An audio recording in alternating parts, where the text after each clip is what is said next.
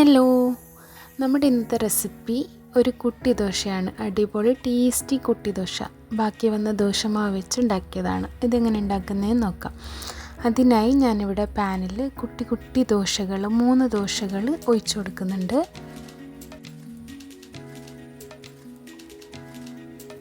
ഇനി ഇതിൻ്റെ മുകളിൽ കുറച്ച് പഞ്ചസാര ഇതുപോലെ വിതറി കൊടുക്കാം.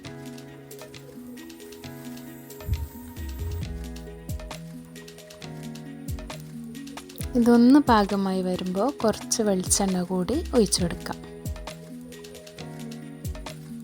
ഇനി നമുക്ക് മെല്ലെ ഇതുപോലെ മറിച്ചിടാം.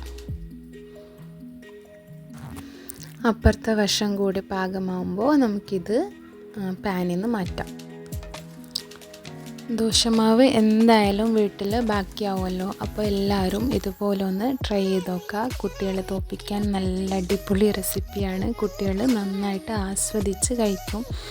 നമുക്ക് വലിയവർക്കും നന്നായിട്ട് ഇഷ്ടപ്പെടും. നല്ല ടേസ്റ്റാണ് ഇതിന്. എല്ലാവരും ട്രൈ ചെയ്ത് നോക്കുക. എന്നിട്ട് നിങ്ങളുടെ അഭിപ്രായം കമൻറ്റിലൂടെ അറിയിക്കുക കേട്ടോ. അപ്പോൾ വീഡിയോ ഇഷ്ടപ്പെട്ട എല്ലാവരും ലൈക്ക് ചെയ്യുക, ഷെയർ ചെയ്യുക. താങ്ക്